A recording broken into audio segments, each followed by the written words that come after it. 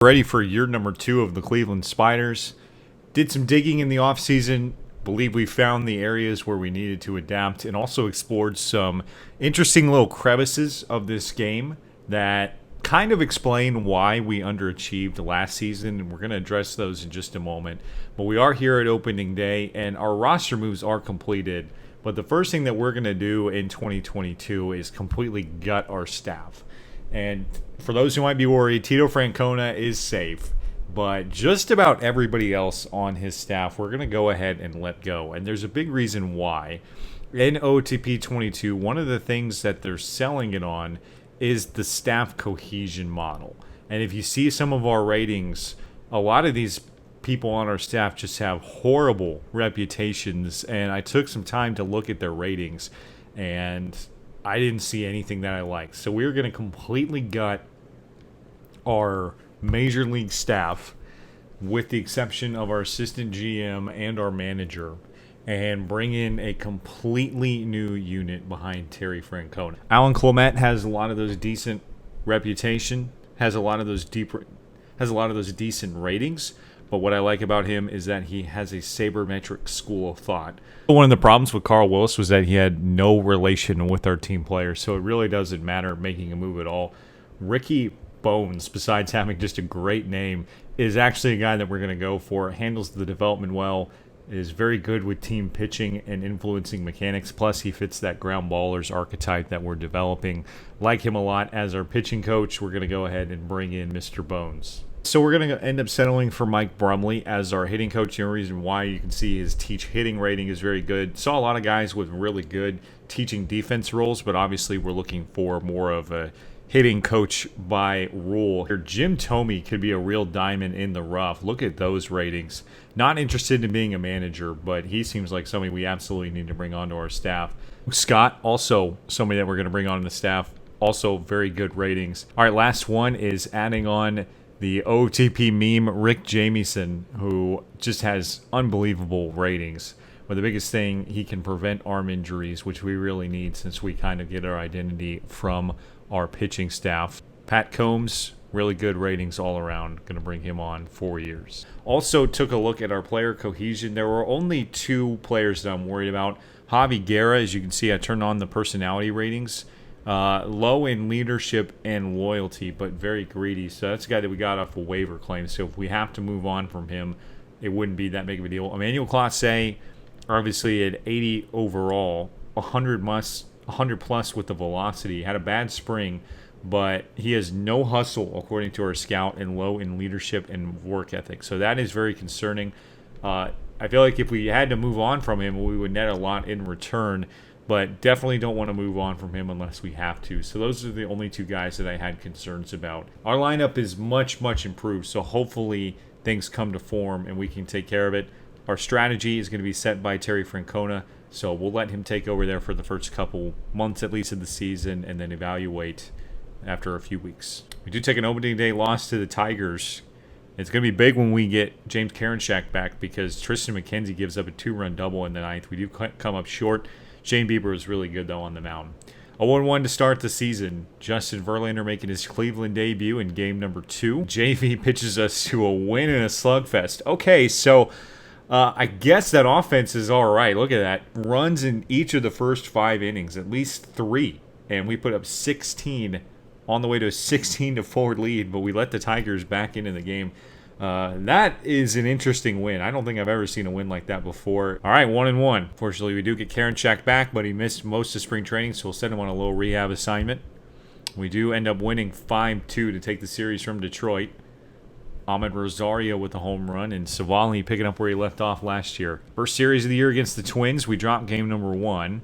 All right, above 500 through 5 games, trying to take the series against the Twins. Shane Bieber, not nearly as good in his second start as he was in the first, giving up 6 earned runs. We fall back to 3-3. So at 500 through the first 2 series of the year. He got the run support again, but couldn't settle things down. Gives up 5 earned runs, and the bullpen really struggled. So we avoid the sweep with an 8-4 win over the Tigers. Zach Plesac, very good. And then the offense, again, kind of sputtering at certain points, but overall looking really good. It looks like a slow start for Mike Yastrzemski and Yoenis Cespedes. That is great news to get anything out of him. As we go this series with the upstart Texas Rangers, we're going to make some moves in the bullpen. Javi Guerra having a really tough start to the year again. That was one of those guys that had a very short rope due to his personality ratings. We're going to go ahead and DFA him, hope that he clears waivers, and he slots right into our closer. So hopefully that will set things down for the bullpen, which has been a struggle for us. And a shutout win. How about that? A 3-hitter from Shane Bieber. It's 2-1. We win a squeaker. Really our first close game of the year. Mike Yastrzemski carries the load there, including a nice strong performance from Trevor Stefan. We're at 6-5. And Justin Verlander dominates Texas again. 8-6 we win. And we keep the train rolling. 3-2 victory. A narrow win. The bullpen holds on. Aaron Savali went deep into the ballgame, maybe a little too deep. And we see our winning streak come to an end in a narrow loss to Seattle. Shane Bieber gets the ball against the Mariners and pitches us to a 7-2 win. So right as I say that, Yoenis Cespedes can't play through it. He ends up going down with a multi-week injury. He was off to a horrible start anyway. It's funny. I don't know if we need to bring up anybody as a batter to replace him. Nolan Jones is our top prospect. Always kind of wanted to see what he's got. So we're going to go ahead and promote him wearing the uniform number 95. Kind of unique. Reminds me of Jose Abreu, just wearing it to be unique. First interleague matchup of the year. We're home against the Chicago Cubs. Justin Verlander's been getting a ton of run support in his starts. Yes, he can. 7-4. And that is really unfortunate. Donovan Solano off to a great start, hitting for average. On pace to drive in a lot of runs, too, and rack up doubles again. Goes down for 2 to 3 months with a broken hamate bone. I meant to mention I did turn up the injuries just for a bit of a realistic sim, and stuff like this does happen, unfortunately. And a guy who was in the NL MVP conversation last year, an all-star with San Francisco, one of our big offseason acquisitions, is out. And we went 14-4. So, again, our offense has been a bit streaky, but we have put up those crooked numbers several times this year. Firmly in first place. The offense has looked pretty good. And then Shane Bieber does pitch us to a win. Feeling pretty good about it at this point. Just sucks to see that we lost Donovan Solano. We do take the series against the White Sox 6-3. Verlander gets to 4-0. You can see in some of the other statistics, striking out a lot of batters, not walking anybody. We can take 3 out of 4 against the White Sox. We come short there. We actually get out-dueled there, and we end up losing there. We've been winning a lot of series, which is, I think, a reason why we're in first place. But it's going to be put to the test as we make a trip to Boston. It's a nice response, 9-1 victory. Verlander locked in. He gets to 5-0. Nolan Jones helps us to a series win at Boston, a 4-0 victory. However, he does go down for 3 weeks. Daniel Johnson is off to an incredible spot. We've got some room on the 40-man. He's already got a 1.6 WAR from less than a month of minor league baseball. Plug him right in as a backup outfielder. Should be interesting to see what we've got.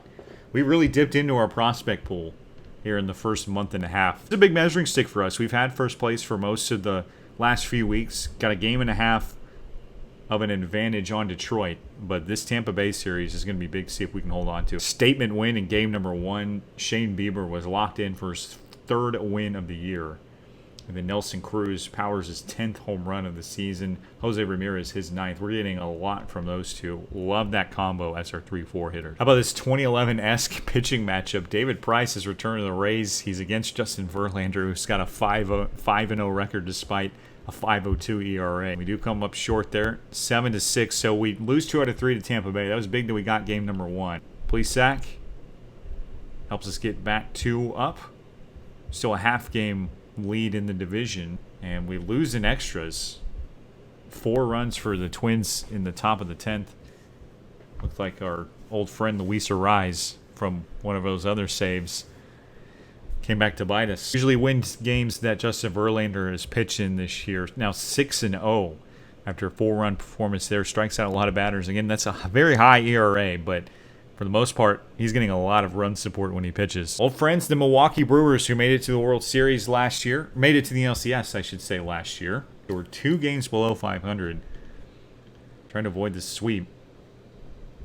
And Trevor Stefan helps us out there. 3-1 win. Wow, we lose all 3 in Oakland. Now we're 20-24. Also lose Andres Jimenez, our starting shortstop.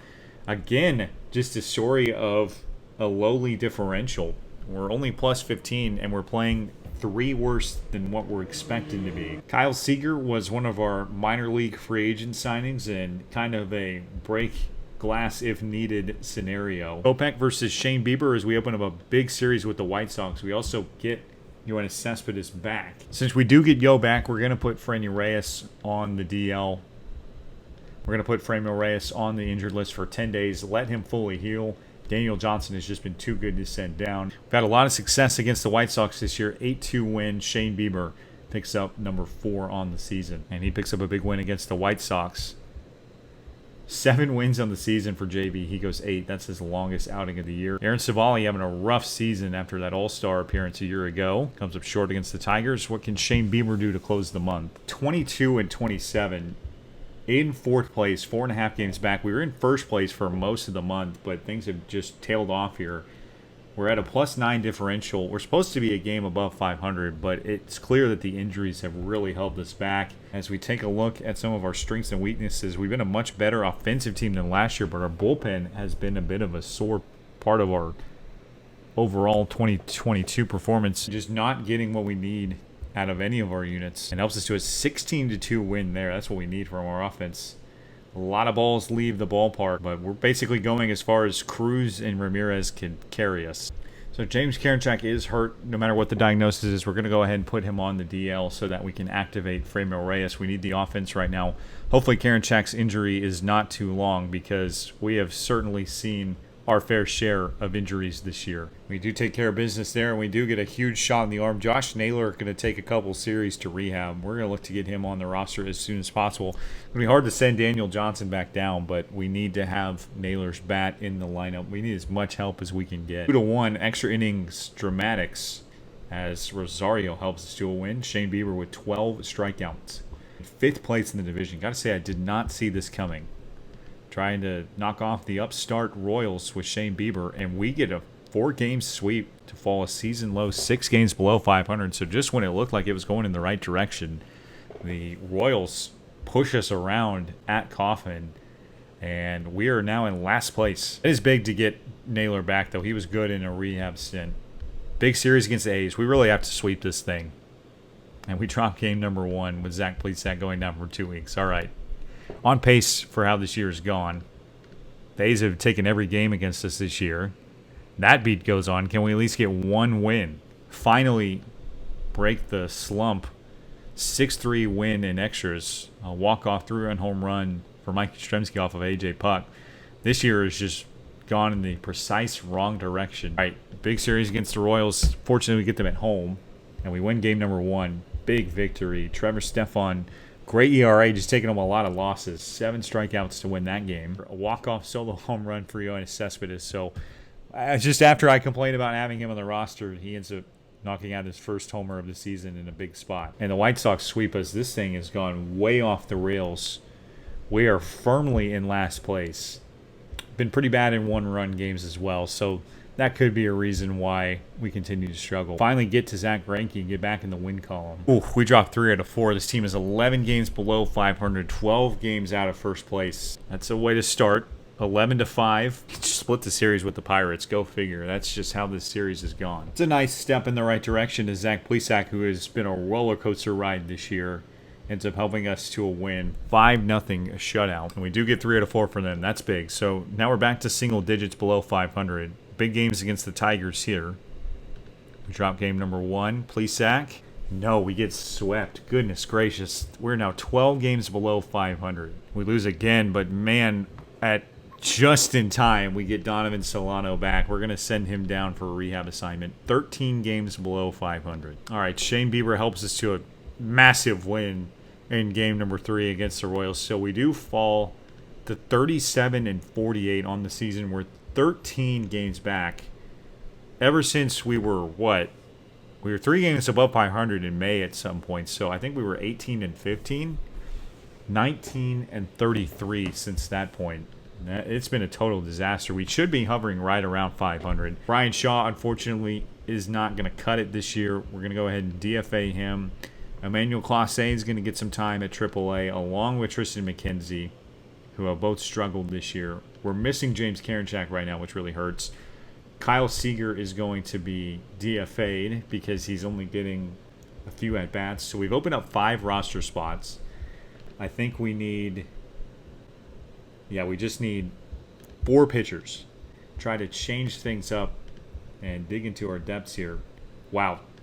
Bad goes to worse as Donovan Solano gets injured on his rehab assignment. Just a tough break as we're missing our starting second baseman. Hopefully these guys can be what we need to catalyze some kind of a positive change. Our pitching staff just has not cut it this year. We've been good an offensive team as Nelson Cruz likely slugging his way onto an all-star appearance along with Jose Ramirez. But, man, something is missing. 37-48 at the draft. Hopefully we can bring in some talent to try to bolster us for the future. Man, this thing is just not headed in the right direction. Maybe those moves are what we needed. Maybe we need to evaluate the staff. Let me know what you guys think. We are chasing the Royals, who are 15 games above 500 at the break. See you in the next one. Thanks for following along.